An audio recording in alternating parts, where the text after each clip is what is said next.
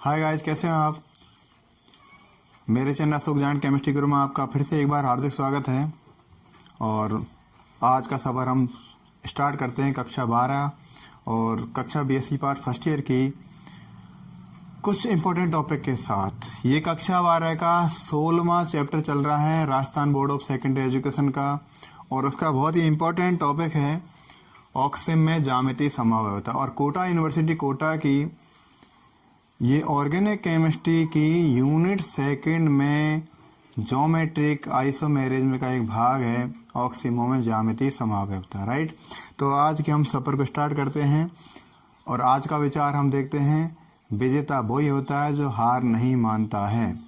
तो स्टार्ट करते हैं दोस्तों, ऑक्सिमो में ज्यामितीय समव्यवस्था। ध्यान देना, ज्यामितीय समव्यवस्था के लिए डबल बॉन्ड होना जरूरी है, घूर्णन प्रतिबंधित होना जरूरी है। ऑक्सिम क्या है, व्हाट डू मीन ऑक्सिम क्या है, इस बात को हम देखें।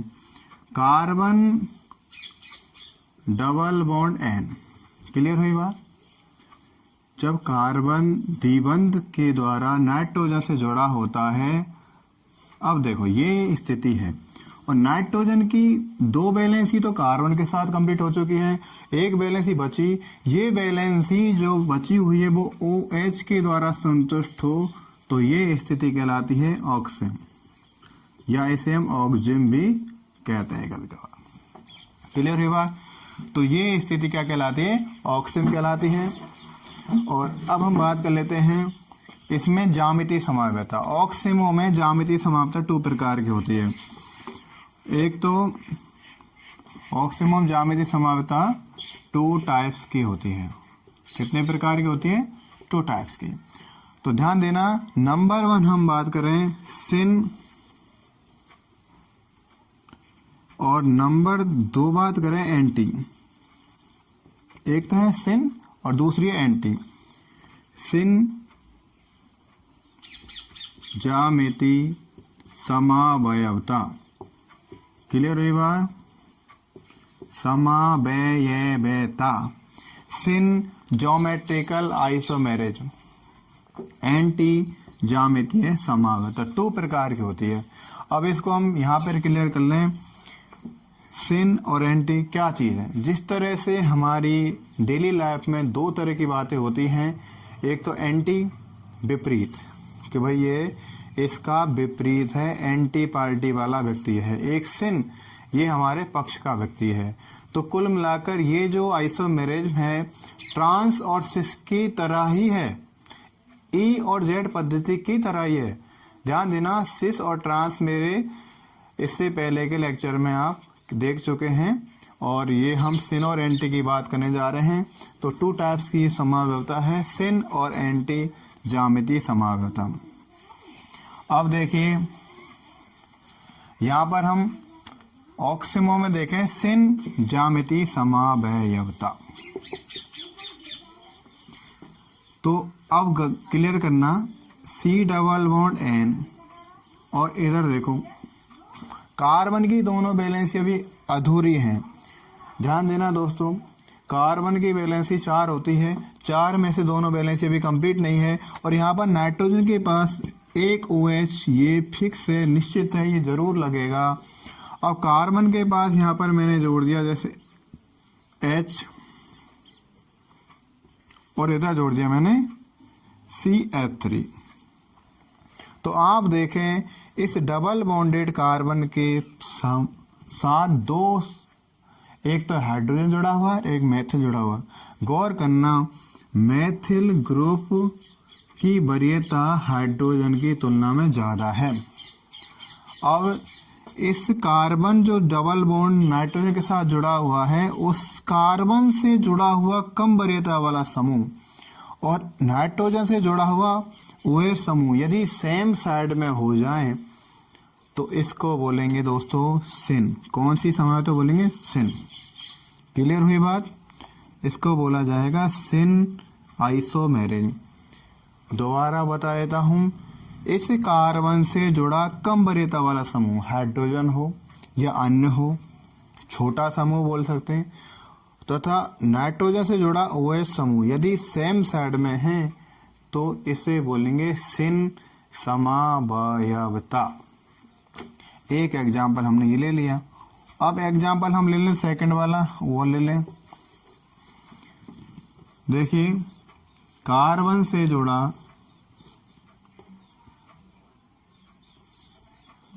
हाइड्रोजन परमाणु इधर है और OH इधर लगा दिया। एग्जाम्पल नहीं, इसी का भाग दूसरा।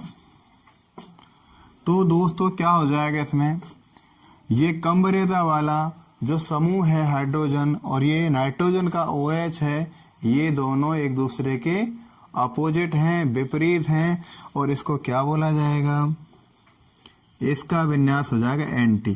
क्या हो जाएगा, एंटी। राइट, क्लियर ये बात? बहुत ईजी है, बहुत ही ईजी है। सिर्फ आपको थोड़ा सा शार्प माइंड लगाना, शार्प माइंड, ईमानदारी के साथ। कार्बन से जुड़ा छोटा समूह और नाइट्रोजन से जुड़ा OH समूह, ये फिक्स है, निश्चित है।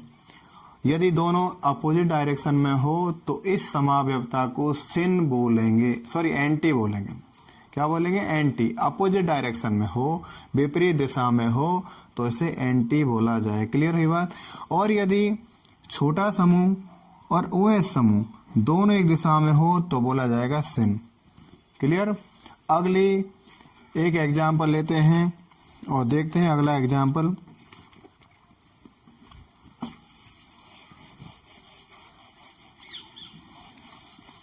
एंटी का मैंने करवाया नहीं, देखिए मैं समझ में आ गई।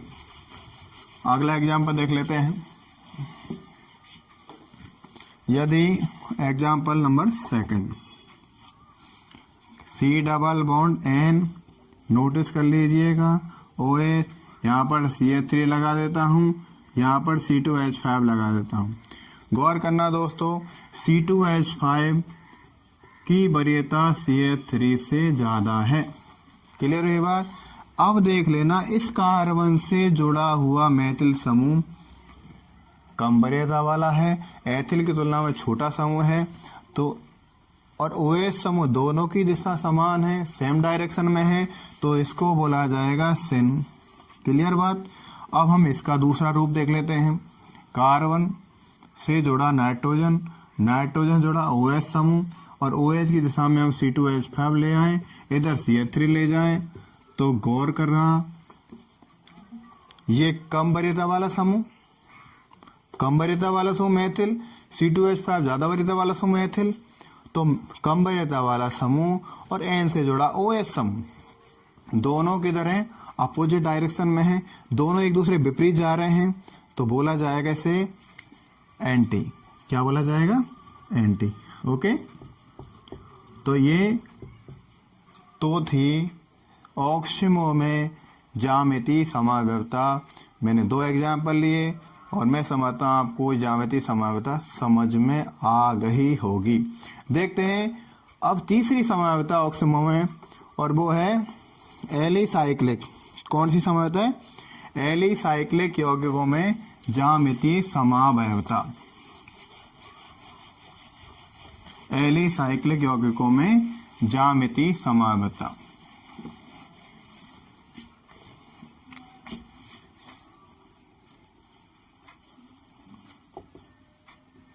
एलिसाइक्लिक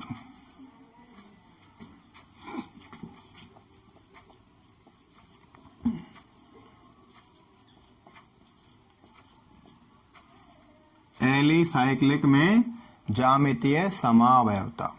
एलिसाइक्लिक देखें, एलिसाइक्लिक में ज्यामितीय समावयवता होती है क्योंकि इसमें घूर्णन प्रतिबंधित होता है। कैसी होती है? इसमें घूर्णन प्रतिबंधित होता है। तो हम देख लें, इसमें 2 टाइप की ज्यामितीय समावयवता पाई जाती है, 2 टाइप्स, और नंबर 1 है सिस और नंबर 2 सिस का मतलब समपक्ष, पढ़ चुके हैं, और नंबर 2 है ट्रांस का मतलब विपक्ष या विपरीत। आपको ज्यादा समझने की जरूरत इसमें यूं नहीं पड़ेगी क्योंकि ये सिस और ट्रांस के बारे में हम समझ चुके हैं। तो इसमें एक एग्जाम्पल ले लेते हैं हम, और एग्जाम्पल है, एग्जाम्पल हम देखते हैं 1,3 डाइब्रोमो साइक्लोब्यूटेन और एक है डाइमेथिल साइक्लोप्रोपेन। तो एग्जाम्पल ले लेते हैं।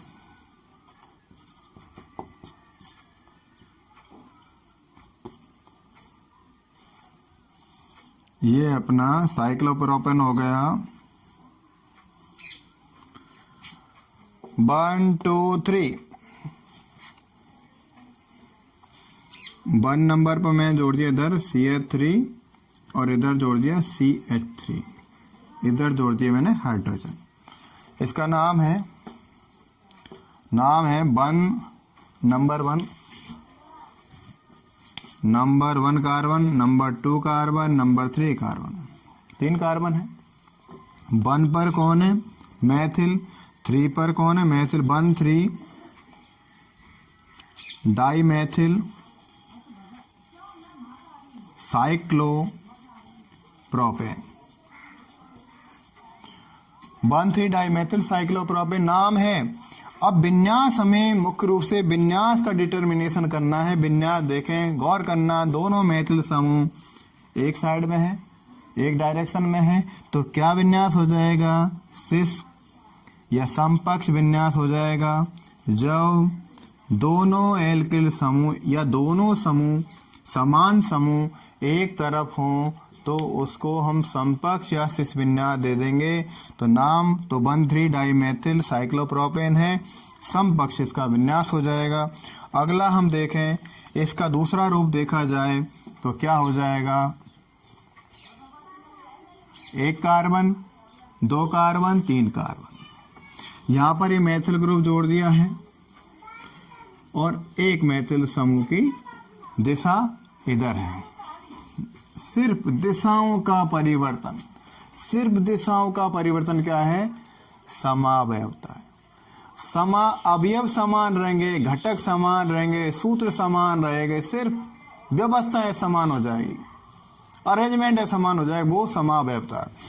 अब आपको समझ में आ गया? मैं बिल्कुल ही समझाने वाला हूँ, आप खुद समझदार हो, समझ गए होंगे। क्योंकि ये मैथिल ऊपर की तरफ है, ये मैथिल नीचे की तरफ है, तो विपरीत दिशा में हो जाएगा तो क्या हो जाएगा? ट्रांस हो जाएगा। कौन सा विन्यास हो जाएगा? ट्रांस। और दोस्तों ये हो जाएगा विपक्ष विन्यास। नाम वो की वो रहेगा 1 2 3। 1 पर एक मैथिल और 3 पर एक मैथिल, तो 1,3 डाइमेथिल साइक्लोप्रोपेन।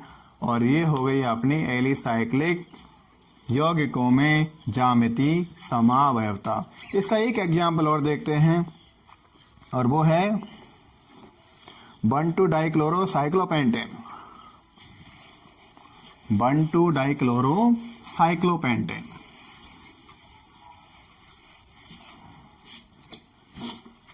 एग्जाम्पल सेकंड देखते हैं इसका 1,2 डाइक्लोरो साइक्लोपेंटेन, चक्रीय पेंटेन। तो हमें क्या करना है? सबसे पहले हमें क्या करना है? सिर्फ और सिर्फ साइक्लोपेंटेन को देखें। पहले एक साइक्लिक स्ट्रक्चर बना लेते हैं, ठीक है। इसमें ध्यान देना 1 2 3 4 5 कार्बन, क्लियर। एक और बना लेता हूं, 2 बना लिए मैंने। ये इसका रेखीय फॉर्मूला चल रहा है एक तरह से देखा जाए तो। अब देखना भाई यहाँ पर 1,2 डाइक्लोरो साइक्लोपेंटेन, क्या कर दो, देखो ये क्लोरीन इधर, ये क्लोरीन इधर, इधर मैंने जोड़ दिया हाइड्रोजन। दोनों क्लोरीन किधर है? यह होता दोनों क्लोरीन किधर है? इसकी दिशा किधर है? अरे भाई दोनों क्लोरीन नीचे की तरफ है, दिशा समान है, तो क्या विन्यास हो जाएगा? सिस विन्यास, मतलब समपक्ष विन्यास। कौन सा विन्यास हो जाएगा? समपक्ष। हुई बात क्लियर? इसी तरह का बिल्कुल दिशा समान।